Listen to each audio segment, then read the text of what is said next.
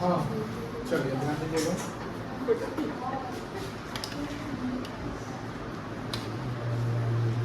हमारा एक चैप्टर चल रहा है अकाउंटिंग का पहला प्रोसेस। जो पहला प्रोसेस है उसको बोलते हैं जर्नल। क्या बोलते हैं? जर्नल। जो जर्नल हम लोग करते हैं तो जर्नल के लिए हमें चाहिए ट्रांजेक्शन। क्या चाहिए? ट्रांजेक्शन। ये ट्रांजेक्शन्स क्या होता है? तो जैसे जो बिजनेस एंटिटी होती है वो गुड्स एंड सर्विस का एक्सचेंज करती है। क्या करती है? गुड्स एंड सर्विस का एक्सचेंज करती है। और गुड्स और सर्विस का जो एक्सचेंज होता है वो in the form of money होता है। किस फॉर्म में होता है? मनी के फॉर्म में होता है। तो अकाउंटिंग का मतलब होता है जहाँ मनी इन्वॉल्व है वहाँ अकाउंटिंग होगा। अकाउंटिंग का मतलब क्या होता है? जहाँ मनी इन्वॉल्व है वहाँ अकाउंटिंग। जहाँ मनी इन्वॉल्व नहीं होगा वहाँ अकाउंटिंग नहीं होगा। लेकिन जो हम अकाउंटिंग करते हैं तो अकाउंटिंग एक कॉन्सेप्ट पे बेस होता है, जिस कॉन्सेप्ट को क्या कहते हैं? Double interest system. Double interest system. Accounting एक कॉन्सेप्ट पे बेस है, जिस कॉन्सेप्ट का नाम क्या है? Double interest. जिसे अब बिजनेस एंटिटी जो होता है वो डिफरेंट टाइप्स के होते हैं ना। सोल ट्रेडिंग होता है, पार्टनरशिप होता है, इंटू अनडिवाइडेड फैमिली होता है, एलएलपी होता है, कंपनी होता है। तो हम लोग 11th में जो अकाउंटिंग सीख रहे हैं, जो जर्नल सीखेंगे, वो सारे प्रकार के ऑर्गेनाइजेशन का नहीं सीखना, वो बेसिक सीखना है जो सोल ट्रेडिंग का होता है। सोल मतलब सिंगल। सोल मतलब क्या होता है? सिंगल, यानी जो बिजनेस एक इंसान चलाता है। लेकिन बात ये होती है कि सर जो बिजनेस एक इंसान चलाता है तो सपोज करिए कि जो भूजा वाला है, सत्तू वाला है, मोमो वाला है, ठेला वाला है, चाय वाला है, ये भी तो अकेले बिजनेस करता है, तो वो सब ऐसी अकाउंटिंग करता होगा? नो सर, वो सब ऐसे अकाउंटिंग नहीं करता है, क्योंकि वो सारे बिजनेस अनऑर्गेनाइज्ड होते हैं। सारे बिजनेस क्या होते हैं? अनऑर्गेनाइज्ड होते हैं। अनऑर्गेनाइज्ड का मतलब होता है कि वो एक सिस्टम को फॉलो नहीं करते। वो कैश में डीलिंग जनरली करते हैं, और कैश में डीलिंग जो डीलिंग करते हैं तो उनको जो सामान बेचना है बेच दिए, तो सामान लेना ले लिए, ये वो कॉपी रखे हुए उसमें अपना लिखते रहते हैं। Proper maintenance of books of account नहीं करते, क्योंकि उनकी रिस्पॉन्सिबिलिटी जो है गवर्नमेंट के प्रति टैक्स देने के लिए नहीं होती है। लेकिन जो ऑर्गेनाइज्ड बिजनेस है उनको तो टैक्स वगैरह भी देना है ना, प्रॉफिट लॉस निकालना है, इसलिए वो proper books of account maintain करते हैं, प्रॉपर अकाउंटिंग करते हैं। कोई दिक्कत नहीं है, क्लियर है? अब यहाँ बात होती है कि जब अकाउंटिंग करते हैं तो डबल एंट्री सिस्टम पे करते हैं। तो यहाँ ध्यान रखिएगा कि डबल एंट्री सिस्टम में क्या कहता है कि कोई भी एक ट्रांजैक्शन होगा तो उसके कम से कम, एटलीस्ट मतलब कम से कम 2 अकाउंटिंग हेड बनेंगे। कितने अकाउंटिंग हेड बनेंगे? 2 अकाउंटिंग हेड बनेंगे। एक अकाउंटिंग हेड होगा डेबिट का और एक अकाउंटिंग हेड होगा क्रेडिट का, और दोनों बराबर होना चाहिए। अगर 10,000 से कोई ट्रांजैक्शन हुआ है तो 10,000 डेबिट होगा और 10,000 क्या होगा बेटा? क्रेडिट होगा। ये ध्यान देना है। अब यहाँ बात होती है कि सर जब हम अकाउंटिंग करते हैं तो हमें एक चीज और ध्यान रखना है, किस चीज का? Rules of debit and credit. यानी डेबिट क्रेडिट के कुछ नियम होते हैं कि सर जो ट्रांजैक्शन होगा तो उस ट्रांजैक्शन के अकॉर्डिंग हमको ये आइडेंटिफाई करना है कि कौन सा नेचर का अकाउंट से उस पर कौन सा रूल्स बनेगा, कौन सा रूल्स बनेगा। तो रूल्स ऑफ डेबिट क्रेडिट पे हमने बताया था कि 2 प्रकार का सिस्टम होता है। कितने प्रकार का सिस्टम? 2 प्रकार का। एक ट्रेडिशनल होता है और एक होता है आपका मॉडर्न अप्रोच होता है। ट्रेडिशनल अप्रोच में जब अकाउंटिंग की बात कर दिया, अकाउंट जो क्लासिफाई किए गए हैं तो उसको 3 भागों में क्लासिफाई किया गया है। कितने भागों में? एक है आपका पर्सनल अकाउंट, दूसरा है रियल अकाउंट और तीसरा क्या है? Nominal account. जब हम पर्सनल अकाउंट की बात करते हैं तो पर्सनल अकाउंट में क्या क्या आता है? जितनी भी लाइब्रेरीज है वो सारा पर्सनल अकाउंट है। जितनी भी लाइब्रेरी है वो सारा क्या है? पर्सनल। लाइब्रेरी में वो इंटरनल लाइब्रेरी भी होगा और एक्सटर्नल लाइब्रेरी भी होगा। इंटरनल लाइब्रेरी में कैपिटल प्रॉफिट सब आ जाता है, एक्सटर्नल जो हम बाहर वाले को पेमेंट करेंगे तो वो एक्सटर्नल आ जाते हैं। जैसे क्रेडिटर्स हो गया, बैंक ओवरड्राफ्ट हो गया, बैंक लोन हो गया, बिल्स पेबल हो गया, आउटस्टैंडिंग एक्सपेंसेस हो गया, इनकम एडवांस हो गया। These all are our liability and all liability are of personal account. But sir सिर्फ लाइबिलिटीज पर्सनल होता है ऐसा नहीं है, कुछ एसेट्स भी होते हैं जो पर्सनल होते हैं, रियल अकाउंट नहीं होते। कुछ एसेट, सारे एसेट्स नहीं, कुछ एसेट में वो बैंक हो गया, बैंक एक ऑर्गेनाइजेशन होता है इसलिए पर्सनल है। इनकम एक्रूड भी पर्सनल है। डेटर जो हमारा डेटर जिसको हम सामान उधार में बेचते हैं वो भी पर्सनल है। और प्रीपेड एक्सपेंसेस भी हमारा क्या है, पर्सनल अकाउंट है। अब बात होती है सर पर्सनल अकाउंट है तो पर्सनल का रूल क्या बताए थे आप? तो पर्सनल का रूल था डेबिट द रिसीवर और क्रेडिट द, डेबिट का उल्टा क्रेडिट होगा। डेबिट का उल्टा क्या होगा, क्रेडिट होगा। रिसीवर का उल्टा गिवर होगा। तो डेबिट रिसीवर अगर होता है तो क्रेडिट क्या हो जाएगा, गिवर होगा। दूसरा जो अकाउंट था वो क्या था आपका, रियल अकाउंट था। क्या अकाउंट था, रियल। तो रियल अकाउंट में क्या लिख दिया था, all assets, all assets is real other than, other than मतलब इसके अलावा, यानी सारा एसेट्स रियल है बट कुछ एसेट्स रियल नहीं है। तो कुछ एसेट्स रियल नहीं है तो क्या है, अब बताएं, वो एसेट्स रियल नहीं तो क्या है, पर्सनल है। जो एसेट्स रियल है क्या है, पर्सनल है। जैसे prepaid expenses, debt card, income accrued, bank, ये सब क्या है, रियल है कि पर्सनल है, पर्सनल है। क्या, ओहो बात नहीं समझते आप। अदर देन ना, इसको छोड़कर सब एसेट्स क्या है, रियल है। तो ये रियल थोड़ी होगा, ये क्या है, पर्सनल। अभी तो यही बताया कि पर्सनल में ये सवाल है कोई दिक्कत नहीं है सर। इसके अलावा कौन सा एसेट पर्सनल रियल होगा, स्टॉक, स्टॉक समझते ना, machinery, furniture, building, cash in hand, investment, these all are the real account. क्या होता है ये, रियल अकाउंट। अब रियल का रूल क्या होता है, रियल का रूल होता है debit what comes in, debit what comes in, credit what, जो आया उसको डेबिट करेंगे, जो गया उसको क्रेडिट करेंगे। फिर आते हैं वो नॉमिनल अकाउंट पे। नॉमिनल बहुत ही इजी है। नॉमिनल में हर प्रकार का जो हमारा इनकम होगा, क्या होगा, इनकम या एक्सपेंस को क्या कहलाएगा, नॉमिनल कहलाएगा। ये समझना है। अब नॉमिनल अकाउंट का रूल क्या है, debit all expenses and losses, credit all income and gain. जो भी एक्सपेंस या लॉस होगा उसको डेबिट किया जाएगा, जो भी इनकम एंड गेन होगा उसको क्या किया जाएगा, क्रेडिट। ये था आपका ट्रेडिशनल अप्रोच। होप सो आप लोगों को समझ में आया है। अच्छा आसान है, आसान का भी जो आप खुद पढ़ाई कर रहे हैं अच्छे से तब। एक होता है मॉडर्न अप्रोच। एक क्या होता है बेटा, मॉडर्न अप्रोच। मॉडर्न अप्रोच में क्या था, मॉडर्न अप्रोच का दो और नाम है, अमेरिकन अप्रोच और अकाउंटिंग इक्वेशन अप्रोच। तो मॉडर्न अप्रोच में डेबिट कब कब होगा, यानी क्या होगा तब डेबिट होगा, जब एसेट्स इंक्रीज करेगा। जब एसेट्स क्या होगा, इंक्रीज करेगा। जैसे हमको कैश कोई दिया, मेरा बैंक बैलेंस बढ़ गया। अब सर यहाँ एसेट जो इंक्रीज करेगा जिसमें सारा प्रकार का एसेट्स रहेगा, सारा प्रकार का पर्सनल लीगल जो कुछ पर्सनल अकाउंट था ना, सारा एसेट या सभी प्रकार के एसेट्स रहेगा।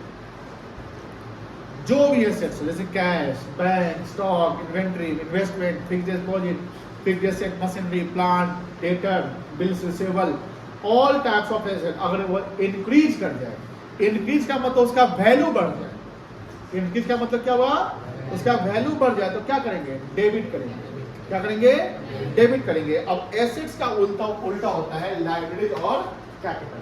अब एसेट इंक्रीज किया तो डेबिट करेंगे, तो लायबिलिटी डिक्रीज करेगा तो डेबिट करेंगे, कैपिटल डिक्रीज करेगा तो क्या करेंगे, डेबिट। एक्सपेंस होगा, यानी एक्सपेंस अगर इंक्रीज करेगा तो डेबिट। और इनकम बराबर घट गया, इनकम घटना मतलब हमारा नुकसान है। मान लो कहीं से पैसा आना है, नहीं आया, कहीं से पैसा मुझे आना है, नहीं आया, तो लिखा है नुकसान है।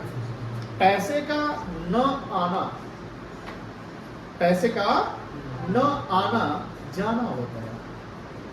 बात समझे, अगर पैसा आपसे लगा, आपको लग रहा है कहीं से आने वाला है, नहीं आया, और गया पैसा, नहीं आ पाया, है ना, तो आपके लिए क्या है, नुकसान का एक रूप रहता है। दूसरा, पैसे का न जाना, पैसे का न जाना आना होता है। मतलब कहीं आपको लगता है खर्चा होने वाला है, लेकिन आपने वो खर्चा नहीं किया, आपका खर्चा वो नहीं हुआ, बच गया, तो आप खुश हो जाएंगे ना। नहीं समझे, कौन समझा ये बात, कोई नहीं समझा, कोई नहीं समझा। क्या आप बोले थे बताओ, हमने बोला पैसे का न आना क्या होता है, जाना होता है। और क्या बोलते हैं, पैसे का न जाना आना। हिंदी पढ़ने आता है ना, ये समझे नहीं समझे, बहुत डीप मीनिंग है इसका। कॉमर्स के बच्चा को जरूर जानना होता है। कॉमर्स बच्चा नहीं समझेगा ना तो कॉमर्स पढ़ने का फायदे नहीं है। आप लोग फाइनेंस के डॉक्टर बनने जा रहे हैं। फाइनेंस से क्या बनने जा रहे हैं, डॉक्टर। कंपनी को बीमारी होगा तो किसके पास जाएगा, डॉक्टर के पास जाना पड़ेगा ना। सीए डॉक्टर, फाइनेंस का डॉक्टर। कहने का मतलब है, अगर जैसे मान लेते हैं, समझिए ध्यान से, एक कस्टमर आपके पास आता है, वो बोलता है कि कल हम भैया आपसे 10 रुपये का सामान खरीदेंगे, कि हम आपको 10 रुपये देंगे। तो आपका एक्सपेक्टेशन है कि पैसा आएगा, है ना एक्सपेक्टेशन, लेकिन वो कस्टमर ही नहीं आया, पैसा नहीं आया। तो पैसा जो नहीं आया वो मतलब क्या है, तो नुकसान ही है ना। जहाँ आना चाहिए तो नहीं आ पाए तो जाना हो गया। दूसरा कि अगर मान लेते जैसे आपका बर्थडे है और बर्थडे है, आपने दोस्त को बोला कि पार्टी देंगे, मतलब दोस्त को बोला पार्टी दो, आप देना नहीं चाहते, फिर बोलता पार्टी दो, तो आप किसी तरह से 2000 रुपये इकट्ठा कर लेते हो। आपको लग रहा है कि 2000 रुपये जाएगा, लेकिन इतना आंधी तूफान बारिश हुआ कि पार्टी कैंसिल हो गया। अब आप खुश हो गए, चलो पैसा बच गया, है कि नहीं है। तो दूसरा कि पैसे का न जाना, जहां पर जाना था वो नहीं गया, तो आपके लिए क्या है वो इनकम। मतलब क्या है, अगर कहीं आपको लगता है एक्सपेंस होना है लेकिन एक्सपेंस नहीं है, एक्सपेंस कम गया, तो एक्सपेंस का कम जाना इनडायरेक्टली इनकम होता है। एक्सपेंस का कम जाना, हम अगर एक्सपेंस को रिड्यूस कर रहे हैं तो हमारा कहने का इनकम बन रहा है, और अगर इनकम रिड्यूस हो रहा है तो क्या बन रहा है, एक्सपेंस बनता है। अगर इनकम रिड्यूस हो रहा है तो क्या बनता है, एक्सपेंस बनता है। समझ गए ना। तो यहाँ पर यही जो रूल था कि अगर एक्सपेंस इंक्रीज करेगा तो डेबिट करेंगे, एक्सपेंस अगर इंक्रीज करेगा तो क्या करेंगे, डेबिट। और इनकम अगर डिक्रीज किया तो क्या करेंगे, डेबिट। क्योंकि इनकम का डिक्रीज होना मतलब एक्सपेंस का होना होता है, टैक्स पेबल डेबिट होगा। और क्रेडिट में जस्ट उल्टा चलेंगे, अगर एसेट इंक्रीज किया तो डेबिट किया, तो एसेट डिक्रीज करेगा तो क्रेडिट करेंगे। एसेट का उल्टा लायबिलिटी इंक्रीज करेगा तो क्रेडिट करेंगे, कैपिटल इंक्रीज करेगा तो क्रेडिट करेंगे, एक्सपेंस डिक्रीज करेगा तो क्रेडिट करेंगे, और इनकम अगर इंक्रीज करेगा, फायदा हो गया तो क्या करेंगे, क्रेडिट करेंगे। कोई दिक्कत नहीं है। ये है आपका जर्नल का फॉर्मेट। 5 कॉलम होता है जर्नल के फॉर्मेट में। कितना कॉलम होता है, 5। बहुत ही सिंपल कॉलम है। जो राइट साइड से 2 कॉलम है सेम साइज का, ये अमाउंट का कॉलम है। डेबिट वाला अमाउंट यहाँ लिखेंगे, क्रेडिट वाला अमाउंट यहाँ लिखेंगे। राइट फिर और थर्ड कॉलम बनेगा थोड़ा कम साइज का, लेफ्ट का कॉलम है लेजर फोलियो। फोलियो का नंबर होता है पेज नंबर। जो हम आगे लेजर बनाएंगे उस लेजर में उस पेज का नंबर लिखेंगे। ऐसे प्रैक्टिकली होता है। आप जो अभी क्लास में पढ़ोगे, किताब में पढ़ोगे, ये जनरली ब्लैंक रहता है, तो आपके मन में सवाल आएगा जब ब्लैंक रहता है तो क्या है लिखेंगे। अरे भाई फॉर्मेट है, फॉलो करोगे ना, लिखना पड़ेगा। फिर पार्टिकुलर्स में डिटेल्स ऑफ ट्रांजैक्शन लिखा जाता है, क्या डेबिट हो रहा है और क्या क्रेडिट हो रहा है, वो यहाँ लिखना है। और यहाँ डेट है तो डेट ऑफ ट्रांजैक्शन, किस तारीख को क्या ट्रांजैक्शन हुआ है वो लिखना है, कोई दिक्कत नहीं है। उसके बाद कल 3 एग्जाम्पल पे हमने 4 एग्जाम्पल काम किए थे, है ना। आज हम लोग लेक्चर 2 पे आएंगे। लेक्चर 2 पे आएंगे ना, आज हम लोग इसी कॉन्सेप्ट को आगे एलेबरेट करेंगे, कुछ एंट्री सीखेंगे। तो काइंडली लिखिएगा।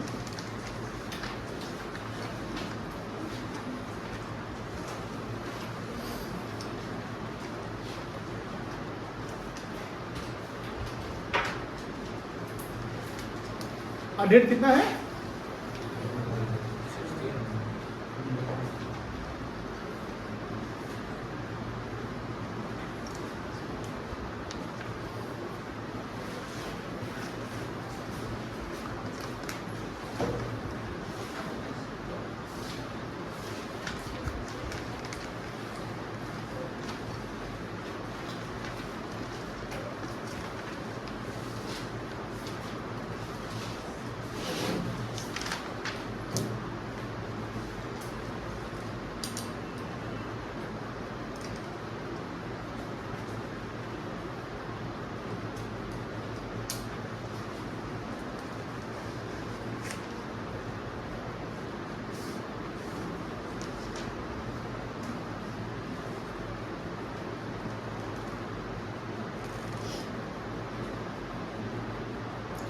चलिए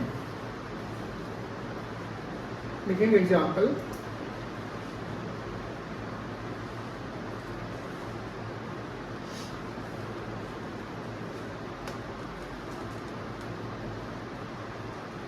record the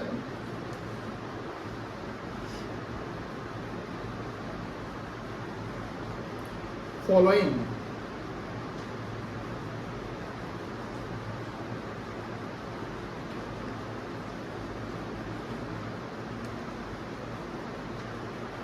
transactions into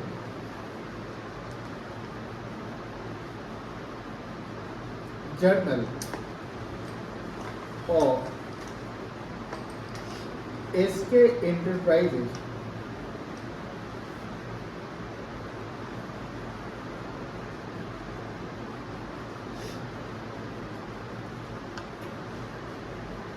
for the month of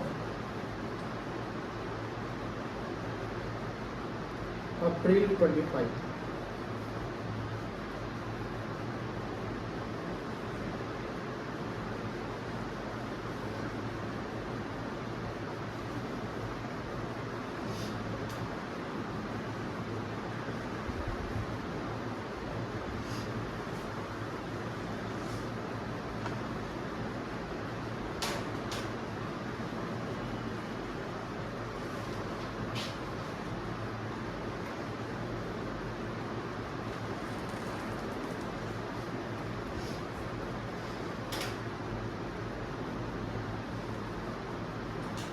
Started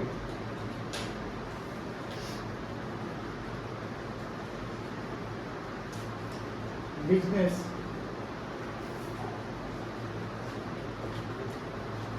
with cash 3,50,000.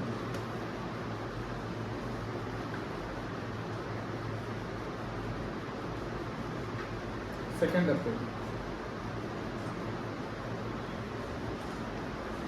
cash deposited into bank 1,50,000.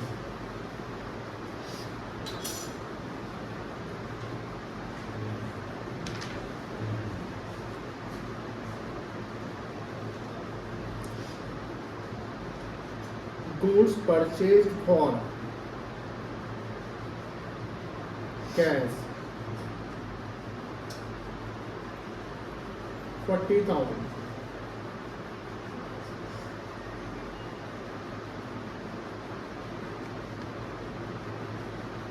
Goods sold for cash 15,000.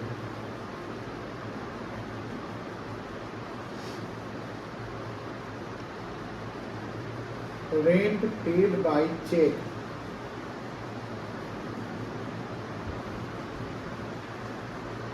11,000.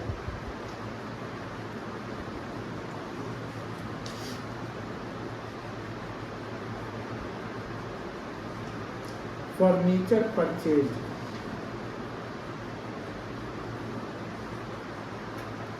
15,000.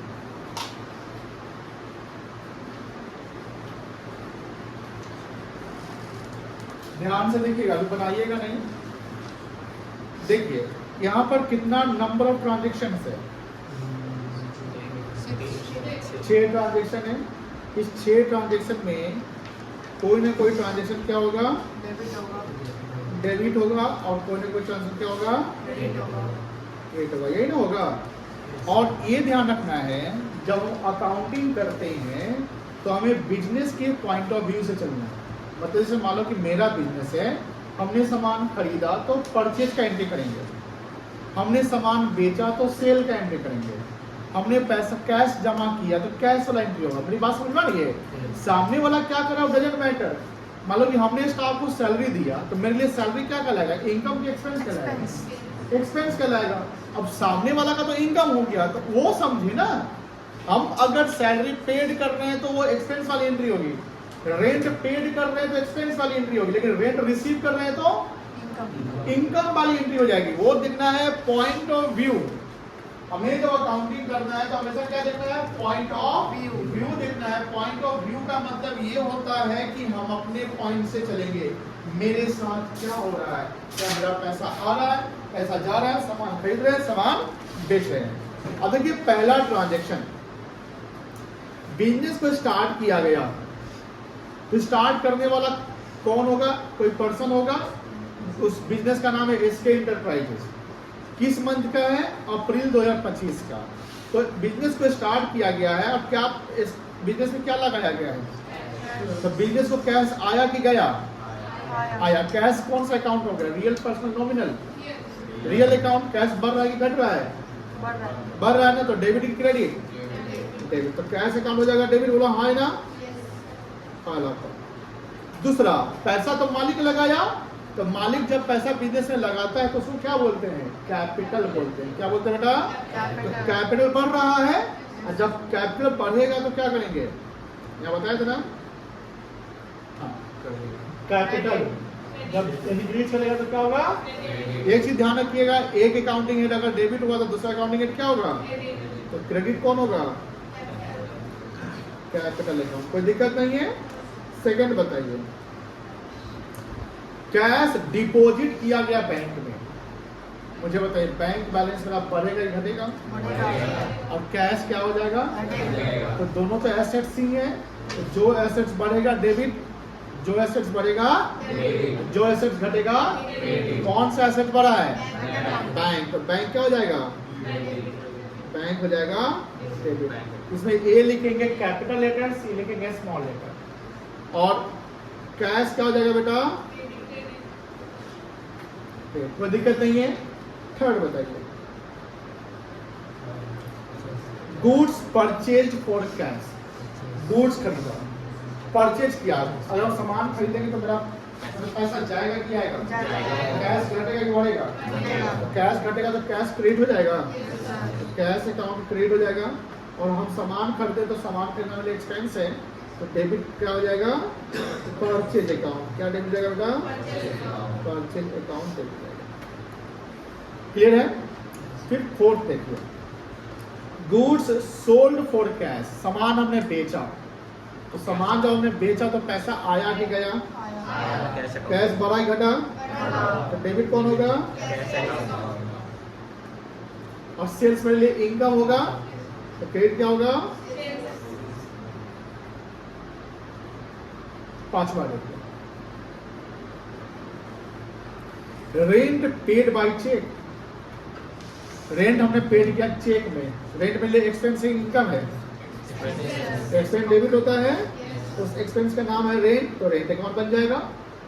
और चेक से पेमेंट किया तो पैसा कहाँ से जाएगा, तो बैंक अकाउंट क्या हो जाएगा, तो दिक्कत नहीं है। छठा देखिए, फर्नीचर परचेज किए, तो मेरे यहाँ फर्नीचर आया कि घटा, गया, तो फर्नीचर बढ़ जाएगा, तो फर्नीचर क्या हो जाएगा, अब पैसा गया ना, क्या क्रेडिट हो जाएगा, कैश अकाउंट। कोई दिक्कत नहीं है, इसको नोट आउट कर सकते हैं।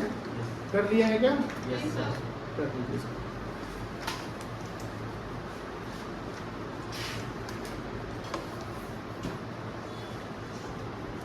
फॉर्मेट बनाने के लिए 5 कॉलम स्केल यूज करेंगे आपको।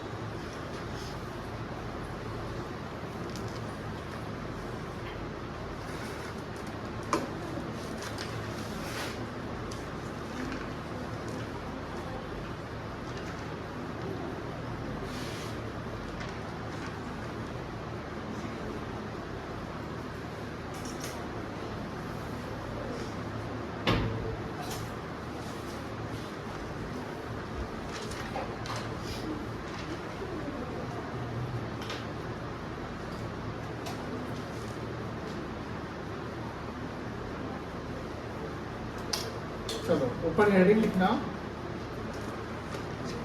Journal entry in the books of,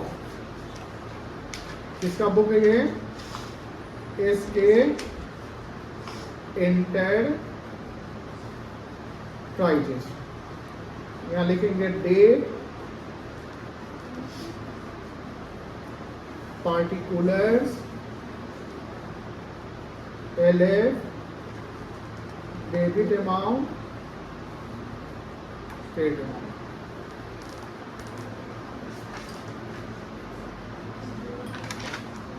हो गया सबका?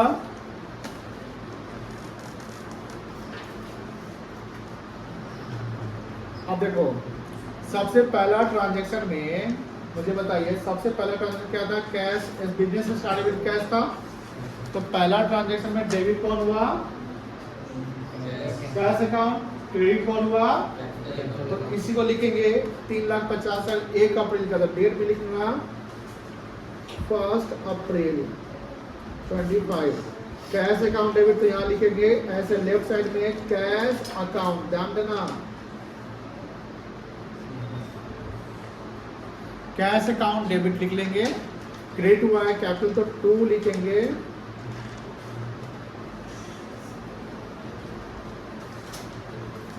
कैपिटल अकाउंट अमाउंट कितना है 3,50,000। नरेशन क्या होगा, जो क्वेश्चन लिखा हुआ है ना बेटा, क्वेश्चन क्या था नरेशन में, नरेशन यही लिख देंगे, being started business with cash.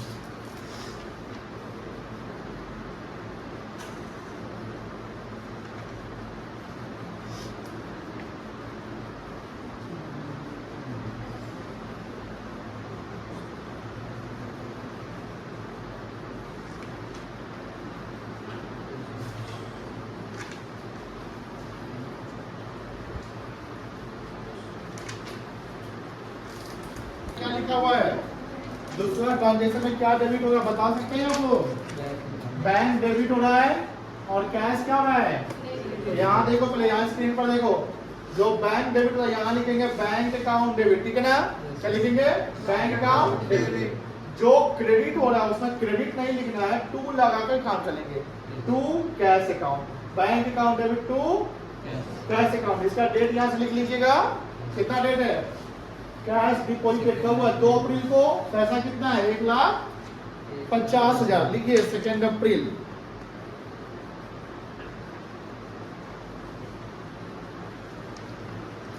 Bank account debit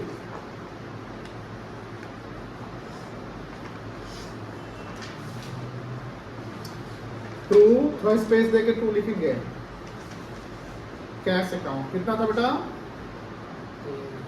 1,50,000। Narration क्या लिखोगे, जो क्वेश्चन है ना, being cash deposited into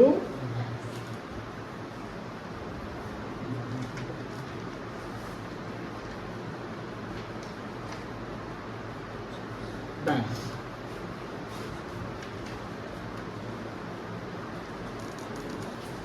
third में देखिए बेटा, थर्ड में कौन डेबिट हुआ है, अंशिका, थर्ड में कौन डेबिट हुआ है, परचेज अकाउंट, और क्रेडिट कौन हुआ है, कैश अकाउंट। डेट क्या है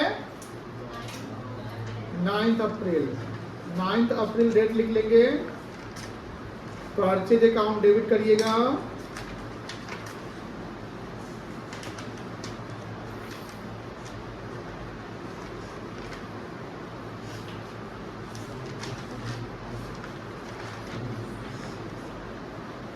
टू कैश अकाउंट। कितना का परचेज था 40,000।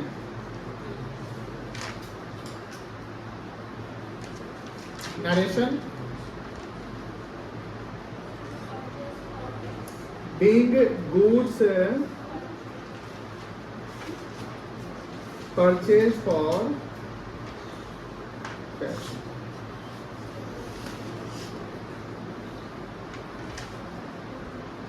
आगे बन सकता है, सबसे बहुत तुमसे बन सकता है बेटा।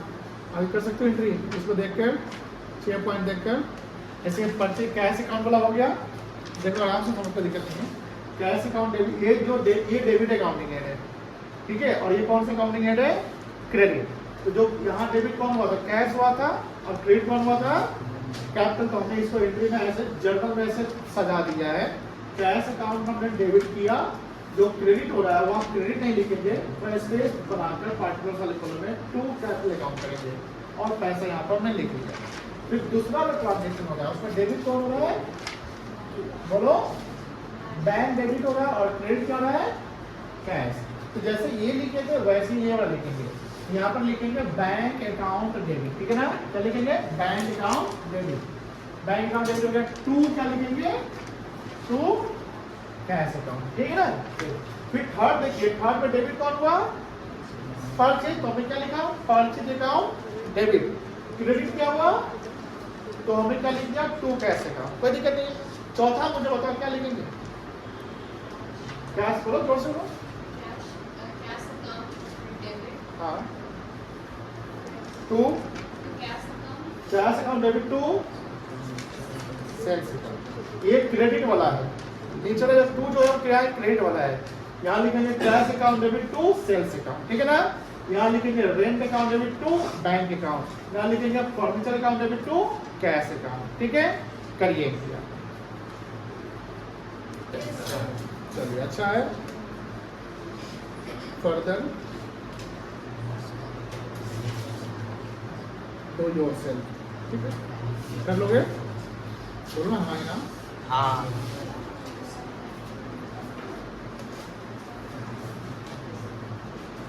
कैसा लग रहा है अभी तक? फिलहाल ठीक है।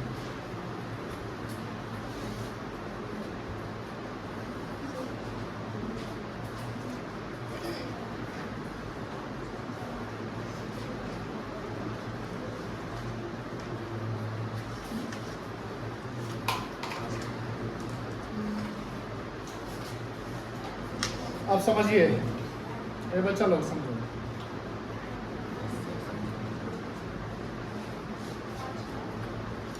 जब गुड्स लिखा रहे, क्या लिखा रहे हैं? गुड्स का मतलब क्या होता है? सामान। गुड्स का मतलब क्या होता है? सामान। अभी नहीं लिखिए, समझिए, अभी नहीं लिखिए, समझिए। तो जो ट्रेडिंग इंटरप्राइज होती है, ट्रेडिंग इंटरप्राइज मतलब जो ट्रेडिंग करता है, जो सामान बेचने का काम करता है, ठीक है ना? तो ट्रेडिंग इंटरप्राइज क्या करता है? गुड्स, यानी वो जो सामान बेचता है या खरीदता है उसको हम गुड्स वर्ड यूज करेंगे। क्या यूज करते हैं? गुड्स। गुड्स है ना? तो गुड्स का मतलब जो होता है कि जो हम जिसको हम खरीदते हैं, गुड्स क्या होगा? परचेज होगा। मान लो गुड्स क्या होगा? परचेज। और क्या? यूज पीवी से। हम जब भी गुड्स वर्ड समझे तो गुड्स अगर हम खरीद रहे हैं तो खरीदने का पर्पस ये है कि हम बेचने के लिए खरीद रहे हैं, यूज करने के लिए नहीं खरीद रहे। अगर कोई चीज हमने खरीदा यूज करने के लिए तो that is not the goods. जैसे मान लो कि हमने कार खरीदा बेचने के लिए, मान लो मेरा कार का शोरूम ही है, कार का क्या है? शोरूम है, तो हमने कार खरीदा बेचने के लिए, तो जितनी भी कार है वो गुड्स कहलाएगा। क्या कहलाएगा? गुड्स कहलाएगा। लेकिन कार हमने यूज करने के लिए खरीदा तो वो गुड्स नहीं कहलाएगा, वो एसेट्स कहलाएगा। क्या कहलाएगा? एसेट्स। यानी गुड्स फॉर रीसेल होता है ना, तो गुड्स फॉर रीसेल में अगर हम परचेज कर रहे हैं, क्या कर रहे हैं बेटा? परचेज कर रहे हैं, तो परचेज अकाउंट बनेगा। क्या बनेगा? परचेज अकाउंट बनेगा। और अगर हम सेल कर रहे हैं, क्या कर रहे हैं? सेल कर रहे हैं, तो क्या बनेगा? Sale account. कोई दिक्कत नहीं है।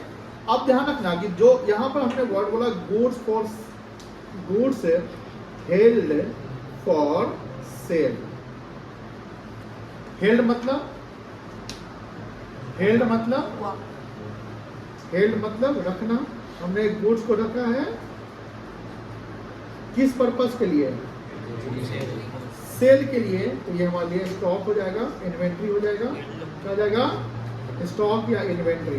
देखो ध्यान से, जब बिजनेस में ना इन्वेंट्री का मतलब होता है कि जो हमारे पास सामान है बेचने के लिए, उसको हम इन्वेंट्री या स्टॉक कहते हैं। आप कोई दुकान जाते हैं तो बोलते हैं ना स्टॉक है, किसका कोई सामान का स्टॉक, स्टॉक का भी यूज करते हैं। जो सामान को हमको ट्रेडिंग करना है उसको हम स्टॉक कहते हैं, स्टॉक एसेट। लेकिन मान लो लिखा हुआ है गुड्स हेल्ड फॉर यूज, तो वो स्टॉक नहीं कहलाएगा। आपने क्यों रखा हुआ है इसको, तो ये कहलाएगा held for cell, held for use, दोनों में अंतर हो गया। जो हम हेल्ड रखे हुए हैं सेल करने के लिए, तो एसेट्स थोड़ी कहलाएगा। एसेट्स का मतलब संपत्ति जिसको लॉन्ग टर्म पर्पस के लिए यूज किया जाता है ना। एसेट्स मींस द संपत्ति, the property which are used for long term purpose. और स्टॉक इज नॉट द संपत्ति, not the assets, stock is the goods which are held for sale, है ना। अब सर बात ये होती है, ध्यान सुनिएगा, कि सर मान लेते हैं हम गुड्स परचेज करते हैं, क्या करते हैं,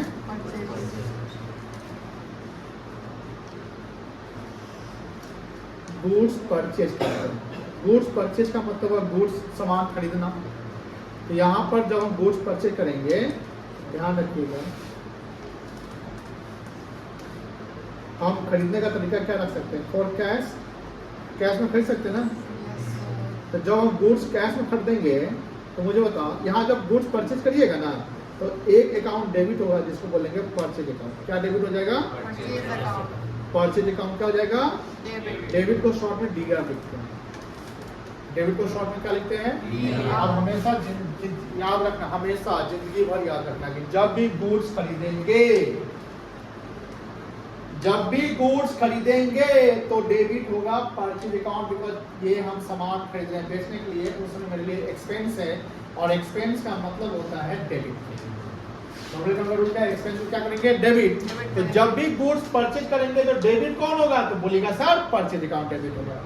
क्रेडिट कौन होगा, तो सर सिचुएशन के अकॉर्डिंग क्रेडिट होगा। अब मान लो कि हम कैश में सामान खरीदे, तो मेरा कैश चला गया ना, कैश मेरे लिए एसेट्स है, तो कैश क्या होना है, घट रहा है। तो क्रेडिट फॉर कैश में क्रेडिट कौन होगा,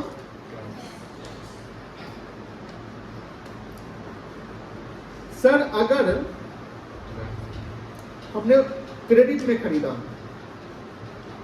हमने क्या खरीदा, क्रेडिट मतलब क्या होता है, अब बताओ, उधार में खरीदे तो पैसा अभी दे रहे हैं कि बाद में दीजिएगा, तो अभी नहीं दे रहे हैं तो आपके लिए क्या बनेगा, लायबिलिटी।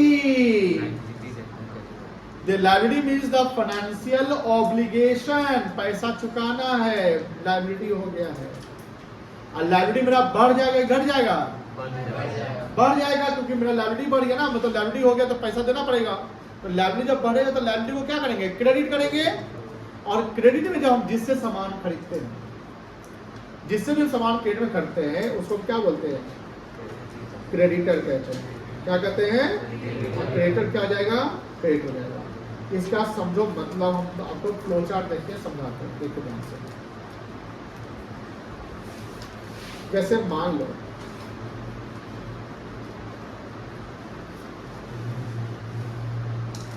यहां पर है Santa,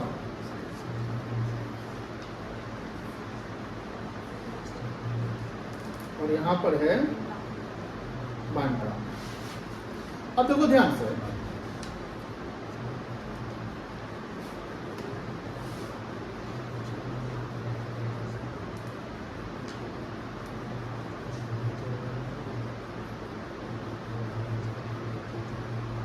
Santa sold goods to इसका दूसरा लैंग्वेज क्या हो सकता है, क्या ये लैंग्वेज हो सकता है, बांटा परचेज गुड्स फ्रॉम सांता, कह सकते हैं ना। तो परचेज किसके लिए है, और बांटा, बांटा के लिए क्या है, परचेज है ना, बोलो हाँ है ना। तो परचेज है तो परचेज अकाउंट कर लेगा वो अब मान लो कि सांता गुड्स या बांका गुड्स को बेचा या खरीदा, वो क्रेडिट में कर रहा, क्या कर रहा, मतलब बताओ कौन पैसा मांगेगा? फ्यूचर में पैसा कौन मांगेगा? सांता मांगेगा, तो सांता कहलाएगा क्रेडिटर। लेनदार, क्रेडिटर को हिंदी में बोलते हैं लेनदार, पैसा लेने वाला फ्यूचर लेनदार। पैसा जिसको मिलेगा क्रेडिटर है ना, मैं पैसा चुकाना पड़ेगा, इनसे क्रेडिटर है। और जो पैसा कौन चुकाएगा? तो बांटा क्या कहलाएगा? तो बांटा के लिए सांता क्या कहलाएगा? क्रेडिटर। बांटा के लिए सांता क्या कहलाएगा? क्रेडिटर। तो बांटा जो है फ्यूचर में पैसा किसको चुकाएगा?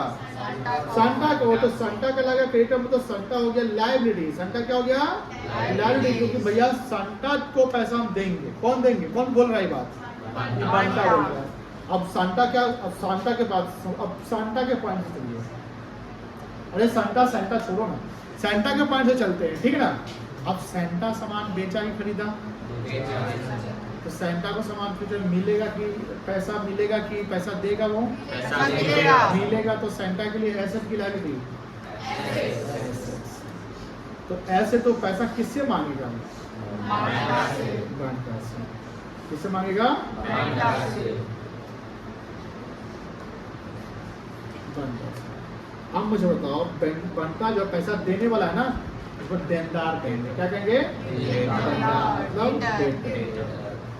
तो डेटर जो होता है वो एसेट्स होता है। डेटर क्या होता है? एसेट्स होता है। और क्रेडिटर क्या होता है?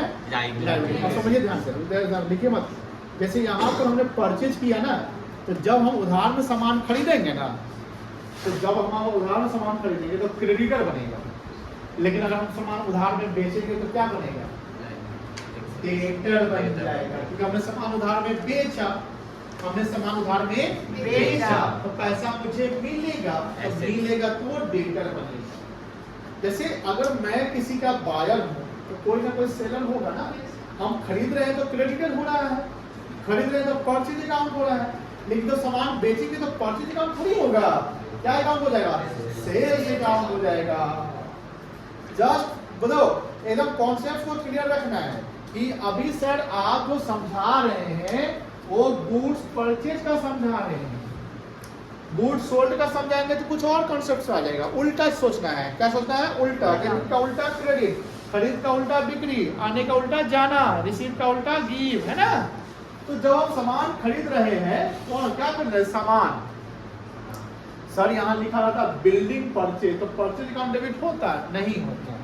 बिल्डिंग को एसेट्स हो जाता है, तो वहाँ एसेट्स का नाम लिख देते हैं। बट यहाँ हम क्या खरीद रहे हैं? Only goods. अब एक किराना दुकान के पास 75 प्रकार के गुड्स होते हैं कि नहीं होते? चावल, धनिया, भिंडी, आलू, प्याज, तेल, साबुन, शैम्पू, दाल, सत्तू, आटा, कुछ भी। तो सबको कहीं ना कहीं सत्तू अकाउंट डेबिट, साबुन अकाउंट डेबिट नहीं, परचेज अकाउंट डेबिट। क्या अकाउंट डेबिट? Purchase account. लेकिन जब हम एसेट्स खरीदते हैं तो बहुत सारा मल्टीपल नहीं ना, बस पार्टिकुलर एक बार कोई खरीद लिया उसको हम लंबी यूज करते हैं। तो जब हम गुड्स खरीदेंगे तो डेबिट कौन होगा? बताइए। गुड्स खरीदेंगे तो डेबिट क्या होगा? कैश में खरीदेंगे तो क्रेडिट कौन होगा? Cash account. और उधार खरीदेंगे तो क्रेडिट कौन होगा? Credit account. लेकिन मान लो यहाँ लिखा हुआ है ऑन क्रेडिट फ्रॉम सांता, यहाँ नाम लिख दिया ना। तो जब क्रेडिटर का नाम लिख देगा तो हम क्रेडिटर अकाउंट की जगह पे क्या लिख देंगे? Santa account. समझ गए? और क्रेडिटर का नाम लिख दिया तो क्रेडिटर जगह क्या लिखेंगे? Santa account. लेकिन एक पॉइंट और बताते हैं। क्या? मान लो लिखा हुआ है फ्रॉम सांता ऑन कैश। आप बताइए, हम सांता से सामान खरीदे, सांता सामान खरीदा ना, लेकिन क्या हम कैश में दे दिए? अब मुझे बताइए, क्या फ्यूचर में सांता को पैसा लौटाना पड़ेगा? नहीं। क्यों नहीं लौटाइएगा? क्योंकि पैसा तो हम दे दिए, पैसा तो हम दे दिए। तो यहाँ पर सांता अकाउंट क्रेडिट नहीं होगा। क्या क्रेडिट हो जाएगा? कैश अकाउंट क्रेडिट हो जाएगा। तो क्रेडिट क्या होगा? देखो गुड्स जब खरीदेंगे तो डेबिट हमेशा क्या होगा? गुड्स जब परचेज करेंगे तो डेबिट हमेशा क्या होगा? बोलिए गुड्स जब खरीदेंगे तो क्या डेबिट होगा? हमेशा क्या डेबिट होगा? ये आप बोलना है, ये जो है ये क्लियर होना चाहिए।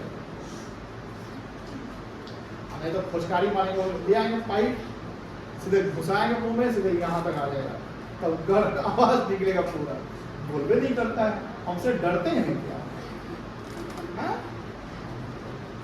डरना क्या है? टीचर से डर गए तो बस पढ़ाई होते रहेंगे, टीचर से नहीं डरना। डरिएगा कब? जब गलती करिएगा। डरिएगा कब? जब गलती है सर को पता चल गया कोई करता है,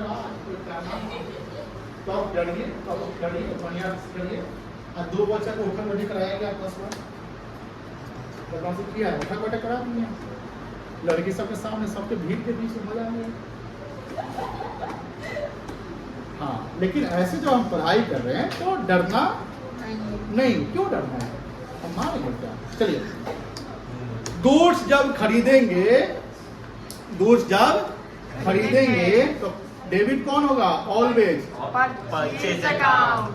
बोलो जोर से, परचेज अकाउंट डेबिट होगा। लेकिन क्रेडिट हमेशा कैश अकाउंट ही नहीं होगा, वो देखना पड़ेगा कि कैसे पैसा गया कि उधारी हुआ।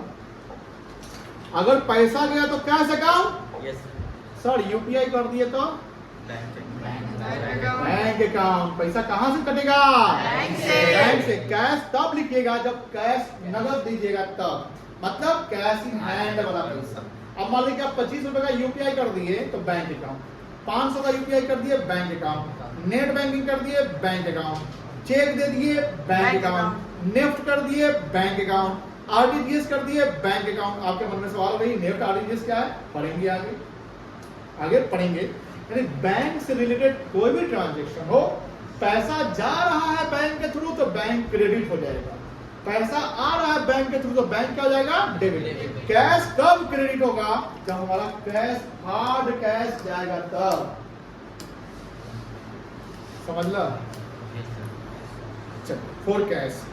अब देखो ध्यान से, अब हम क्रेडिट में अगर खरीदे तो क्या क्रेडिट होगा? Creditor account. नाम होगा तो उसका नाम। ले और भी बात है कि अगर सर क्रेडिट जिस इंसान से करते उसका नामो दिया हुआ है और लिख दिया पेमेंट कैश में हो गया, तब नाम से कोई मतलब ही नहीं है।